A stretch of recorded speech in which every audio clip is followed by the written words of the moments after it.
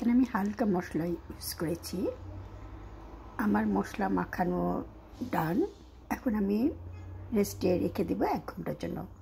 1 ঘন্টার পর ফ্রাই করে ভুনা করে নেব। এখন আমি চিকেনটাকে ফ্রাই করে নেব।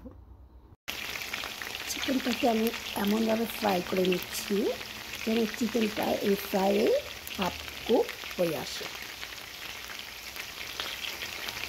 সেই চিকেন মশলার প্যাকেট থেকে সুন্দর স্মেল বের হয়ে আসছে এবং চিকেনের গ্রেভিটা সুন্দর হয়ে আসছে। এই পর্যায়ে আমি সেই চিকেন ভাজাগুলো অ্যাড করব। চিকেনের সাথে মশলাটা সুন্দর মিশিয়ে নিয়েছি এবং ভাজা ভাজা করে নিচ্ছি। তারপর আমি কিছুটা গরম পানি দিয়ে মিডিয়াম আঁচে রান্না করে নেব। কিছুটা গরম পানি দিয়ে দিয়েছি। এখন মিডিয়াম আঁচে খানিকক্ষণ রান্না করব। মোটামুটি শেষ পর্যায়ে, এই পর্যায়ে কিছুটা উপকরণ দেয় এখনও বাকি। এখন দিয়ে দিচ্ছি ভাজা জিরা, সেই সাথে দিচ্ছি আমার হাতে করা গরম মশলা, যেটা না দিলেই নয়। অ্যাড করছি পেঁয়াজ বেরেস্তা।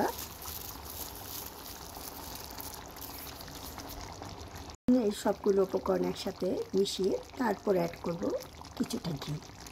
এখন রোস্টের ব্যালেন্স স্পিডের জন্য দিয়ে দিচ্ছি কিছুটা চিনি। শেষে অ্যাড করছি ঘি।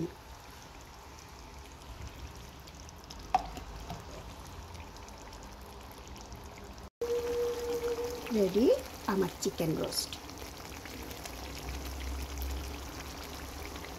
চিকেন রোস্টের জন্য এখন তৈরি করে নেব ভুনা খিচুড়ি। আমি ভুনা খিচুড়ির জন্য মশলাটা খুব ভালো করে কষিয়ে নিচ্ছি। এখানে অ্যাড করেছি পেঁয়াজ কুচি, আদা রসুনের পেস্ট, হলুদ মরিচ আর সামান্য জিরা পাতা। এখন খুব ভালো করে কষিয়ে নিচ্ছি। মশলাটা সুন্দর কষে আসছে। এখন অ্যাড করব পোলাওয়ের চাল আর মুগ ডালগুলো। দিয়েছি পোলাওয়ের চাল, এখন দিয়ে দেব হাফ বয়েল করা মুগ ডাল। এখন এই মশলার সাথে খুব ভালো করে ভাজা ভাজা করে নেব। এখন দিয়ে দেব পরিমাণ মতো গরম পানি। আমি বোনা খিচুড়িতে আন্দাজ মতো পানি দিয়ে দিয়েছি নামিয়ে পেয়ে। দেখি আমার বোনা খিচুড়িটা কীরকম হয়। আজ করছি 2-3 পিস তেজপাতা আর কয়েক টুকরো কাঁচামরিচ। বোনা খিচুড়িতে এখন অ্যাড করছি ঘি।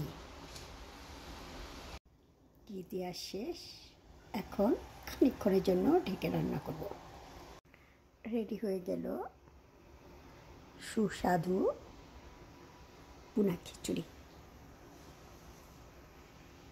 এই ভুনা খিচুড়ি দিয়ে খাওয়ার জন্য তৈরি করে নিয়েছি চিকেন রোস্ট।